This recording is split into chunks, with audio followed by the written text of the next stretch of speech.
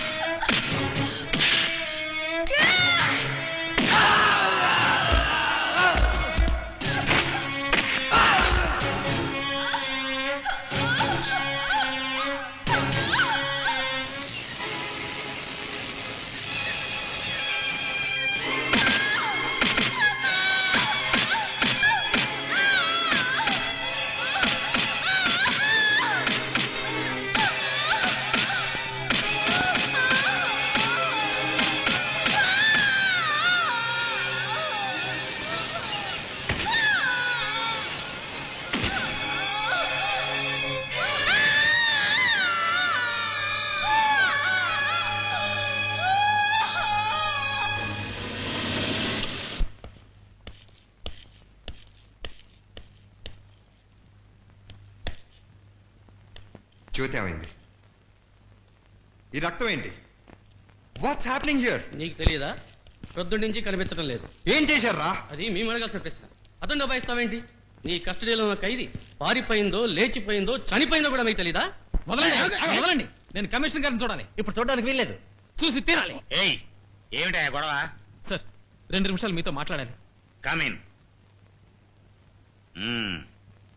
జ్యోతికి నువ్వేమవుతావు? జ్యోతికి నేనేం కాకపోయినా జ్యోతి నాకు సర్వస్వం సార్. ఆ దేవి ప్రసాద్ గడి మనుషులు ఆ అమ్మాయిని అక్కడి నుంచి ఎత్తుకుపోయారు. తెలిసి కూడా మీరేం చేయలేకపోతున్నారు. ఓకే, నీకు తెలిసింది కదా. ఏం చేస్తావు? కనబడితే పొడిచి పారేస్తాను సార్. షాటప్. ఒకప్పుడు నువ్వు ఆ దేవి ప్రసాద్ తొత్తువే కదా. Yes, నాకు తెలుసు. నిజమే సార్, కాదంటలేదు. కానీ ఇప్పుడు నేను మారిపోయాను. దానికి కారణం ఎవరో తెలుసా? నా జ్యోతి నాకు కావాలి సార్. మిస్టర్ చక్రపాణి, నువ్వు మా డిపార్ట్మెంట్కి హెల్ప్ చేస్తాను అంటే జ్యోతి ఎక్కడున్నా సరే నీకు అప్పగించే బాధ్యత నాది. చేస్తాను సార్, చేస్తాను. నా జ్యోతి కోసం ఏం చేయమన్నా చేస్తాను. జ్యోతి నా ఇంట్లో ఉంది.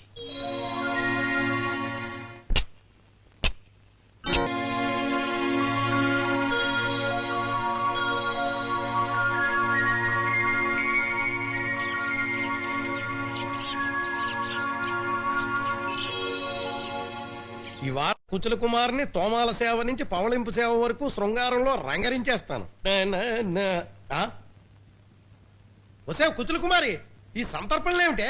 45 రోజులు అన్నదానం చేస్తానని పెరుమాళికి మొక్కుకున్నానండి. 45 రోజులా? ఎందుకు? మీకు షుగరు బీపీ తగ్గి ఆరోగ్యంగా ఉండాలని. షుగరు బీపీ కాదు, ఇప్పుడు నాకు హార్ట్ అటాక్ వచ్చేలా ఉంది. రంగరంగా, అప్పుడేనా? 45 రోజుల వ్రతం పూర్తి కాగానే వీళ్లకు పట్టుబట్టలతో 100 రూపాయలు దక్షిణ పెట్టి ఇవ్వాలి. అన్నట్టు మళ్ళీ మళ్ళీ ఏమొస్తారులే అని వీళ్ళందరినీ ఇక్కడే మకాం పెట్టమన్నాను. ఇక్కడే మకాం పెట్టమన్నావా? మరి నేను ఎక్కడ పడుకోవాలి? నటి రోడ్డు మీద? మీరు ఆఫీస్ లో పడుకోండి. 45 రోజులే కదా. వస్తున్నాను రా. 1 మినిట్ వెయిట్ చేయలేరా? ఆ రాణి పడే గురు. తెస్తున్నాను బాబు. సోడా ఏమిటి గురు, చిన్నపిల్లళ్ళ రాకొట్టు. రాజకుమారుల్లా ఉంటావు బాబు. మదన కామరాజు. నాన్న నాన్న, ఏమిట్రా ఇలా అయిపోయావు? ఎవర్రా వీళ్ళంతాను? ఫ్రెండ్స్. అది క్లబ్, ఇది బారు. పెళ్లి కూడా ఏమిట్రా సంత? పెళ్ళయ్యాకే మొదలైంది తండ్రి హింస. నీ కోడల్ని అలా తయారు చేసినందుకు నా కొంపిలా తగలడింది తండ్రి. అంకుల్ ఇప్పుడే వస్తున్నారా? అవునమ్మా, కాశీకి వెడుతూ వెడుతూ మిమ్మల్ని చూసిపోదామని వచ్చాను. నాన్న, చూసావా నాన్న దీని బిహేవియర్ ఎలా మారిపోయిందో? ఆచారి, నేను సన్యాసం తీసుకుని ఏ కాశీయో రామేశ్వరం పోదాం అనుకుంటున్నాను. నా పెళ్ళాన్ని కూడా నువ్వే చూసుకో. అమ్మో నాకొద్దు, నేను ఏకంగా వైకుంఠానికే పోదాం అనుకుంటున్నాను. ఆత్మహత్య చేసుకుని ముసుగేసుకున్నప్పుడే ముచ్చటగా ఉండేది. సిగ్గు విడిచి ఇప్పుడు రోడ్డు మీద పడింది. అది మోడర్న్ అన్నప్పుడే బాగుండేది. ఇప్పుడు ఆచారం అంటూ అసలు ముట్టుకోనివ్వడం లేదు. అందుకే పొరిగింటి పుల్లకూర రుచి అన్నారు. మీకు కావలసినట్టు మేం ప్రవర్తించాలా? పెళ్ళాం అంటే ఆట బొమ్మనుకున్నారా? మీ ఇద్దరికి బుద్ధి చెప్పాలని మేము ఒక నిర్ణయానికి వచ్చాం. నేను పైకి వెళ్లి ఆచార్య గారి రోగం కుదిర్చాను. నేను కిందకొచ్చి మధు గారికి షాక్ ట్రీట్మెంట్ ఇచ్చాను. ఇప్పుడు చెప్పండి, మేముగా ఉండాలా లేక మీకు ఇష్టమైనట్టు మారాలా? వద్దు, మీరు మీరుగానే ఉండండి. మా బుద్ధే మార్చుకుంటాం. నాకు అచల్ కుమారే కావాలి. నాకు కుచల్ కుమారే కావాలి. బావగారు ఎంజాయ్. ఈ మాత్రం దానికి ఆత్మహత్య చేసుకునే దాకా పోవాలా? ఈ మాత్రం దానికా? ఏంటి సార్ దీన్ని మాట్లాడేది? నాకింకా ఏం మిగిలింది కనుక? నేను లేను. ఆశకు కూడా హద్దు ఉండాలి. నేను వాటిని పొగులు. కళ్ళకు అద్దుకోవచ్చుగా.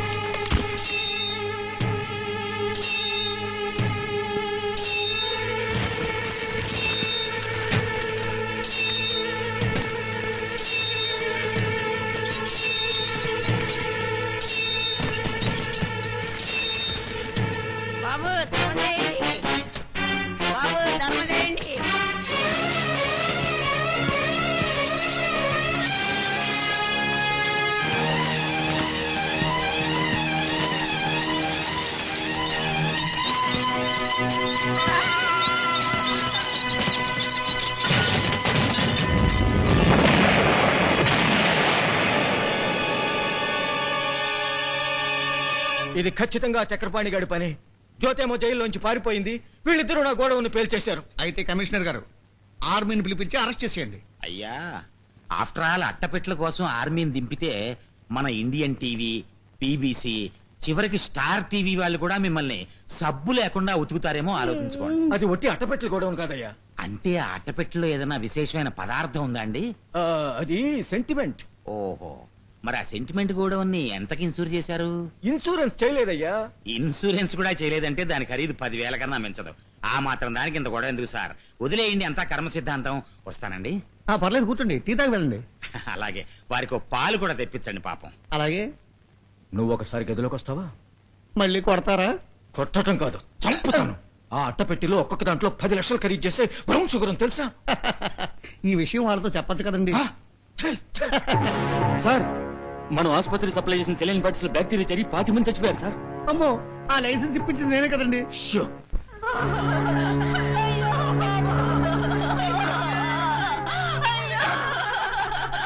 డాక్టర్ గారు, మా కంపెనీ సెలైన్ బాటిల్స్ దాచేమని చెప్పాను కదండి. ఏ వాటిలో చూసినా ఇంకా అవే కనిపిస్తున్నామండి బాబు. మీ సెలైన్ బాటిల్స్ వల్ల మా హాస్పిటల్ అంతా ఒకటే ఏడుపు. ఆ తర్వాత రేపు ఎంక్వైరీ వస్తే కటకటాల వెనక నేను ఏడుస్తూ కూర్చోవాలి. ఆ సంగతి మా బాస్ చూస్తుంటారు కానీ ముందు మీరు మా బాటిల్ సంగతి చూడండి. స్మగ్లింగ్ ఒకటే అనుకున్నాను, నిర్దాక్షిణ్యంగా ఎంతమంది మనుషుల ప్రాణాలు తీస్తారనుకోలేదు. అవన్నీ మీకు ఎందుకండి? ఎవరు మాట్లాడేది? శవం. నువ్వా? నేనేరా నమ్మకద్రోహి.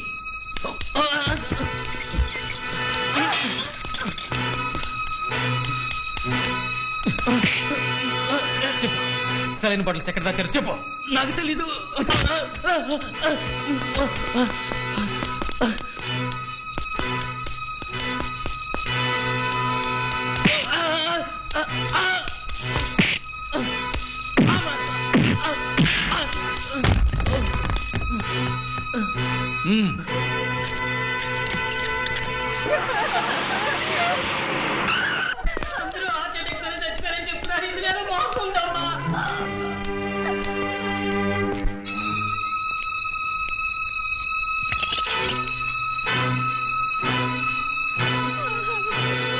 అన్యాయంగా ఇంతమంది ప్రాణాలను బలి తీసుకున్న ఆ దేవి ప్రసాద్ ని వెంటనే అరెస్ట్ చేయండి.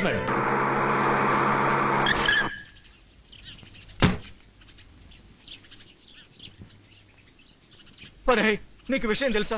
నా మీద అరెస్ట్ వారెంట్ అయిందిరా. నన్నేం చేయమంటావు? పేకల దాకా మునికి నేను ఏడుస్తుంటే జల్లలాగా అలా కూర్చుంటావరా బద్మాష్ కాడిగా. ఓసారి ఇలా వస్తావా? నీ విషయం సీఎం దాకా వెళ్ళింది. అర్జెంటుగా ఎక్కడికైనా పారిపో. కావాలంటే నా కారు ఇస్తాను, ఎవరికి అనుమానం రాదు.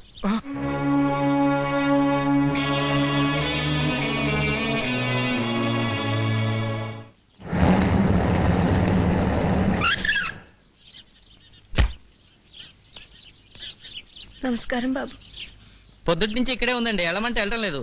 మామూలుగా లోపల పంపించు. ఏంటి, నా కూతురు బతుకు అన్యాయం చేయకు, నాశనం చేయకుని పాత ఏడిపోయినా, లేకపోతే ఏదైనా కొత్త రోజున ఉందా? అంత మాట అనుకు బాబు. మేం మధ్య తరగతి మనుషులు, జీవితాన్ని నీ అంత తేలిగ్గా తీసుకోలేం.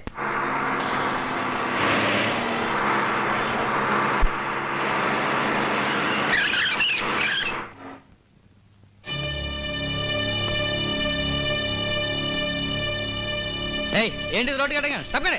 మేము మినిస్టర్ తో మాట్లాడాలి. మినిస్టర్ గారు మాట్లాడడానికి ఇప్పుడు టైం లేదు. అర్జెంట్ గా ఎయిర్పోర్ట్కి వెళ్ళాలి. ఓట్లేసిన ప్రజలతో మాట్లాడడానికి ఆయనకి టైం లేకపోతే ఆయనే మినిస్టర్, నువ్వే ఎస్ఐ. అరే మీరెప్పుడు మంత్రి అయ్యారు సార్? చెప్తాను.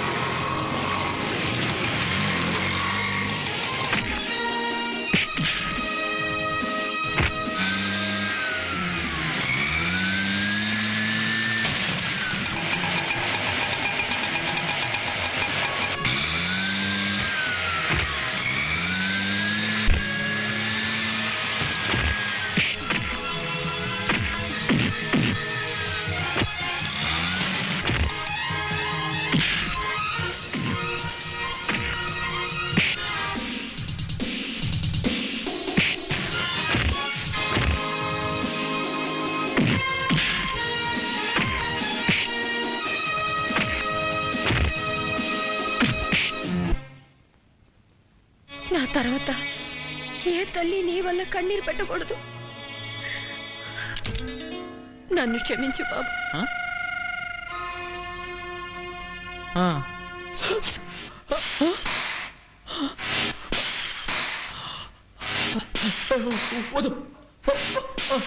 నాకు ఇంతకంటే వేరే మార్గం కనిపించడం లేదు.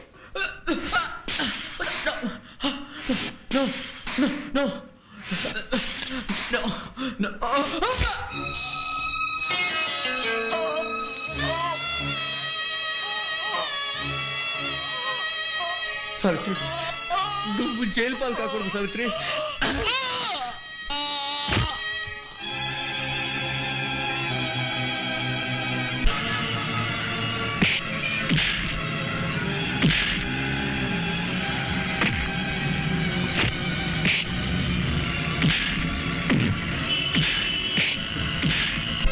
హోమ్ మినిస్టర్ వాళ్ళని చంపేస్తున్నారు.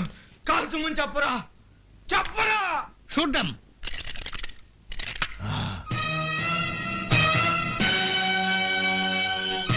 ఏమిటిది? కాల్చమన్నారుగా. కాల్తమన్నది మమ్మల్ని కాదు, వాళ్ళని. పోలీసులు మీ పర్సనల్ బాడీ గార్డులు కాదు, లేదా మీరు అనుకుంటున్నట్టు మీ అడుగులకు మడుగులెత్తే కిరాయి గుండాలు కాదు. అసలు అందరూ సమక్షంలో కమిషనర్ గారిని కొట్టినప్పుడే కాల్చి పారేయాల్సింది. ఇప్పుడు నాకు అవకాశం వచ్చింది. కమాన్ ఫైర్. వద్దు సార్, మన పోలీస్ డిపార్ట్మెంట్ కు గౌరవము బాధ్యత ఉన్నాయి. ఏ సంస్కారము లేని ఇలాంటి మంత్రుల్లా మనం కూడా ఎందుకు ప్రవర్తించాలి? వీళ్ళని అరెస్ట్ చేయటం వరకే మన డ్యూటీ. ఏం దేవి ప్రసాద్, డబ్బు పలుకుబడి ఉన్నాయి కదా అని ఆ రోజు నా యూనిఫామ్ ని అవమానించావు. ఇప్పుడేమైంది? ఒక ఆడపిల్ల చేతని ఆట కట్టించాను. Take them into custody. Uniform తో మేం చేయలేదంతా మీరు సాధించారు. I congratulate you.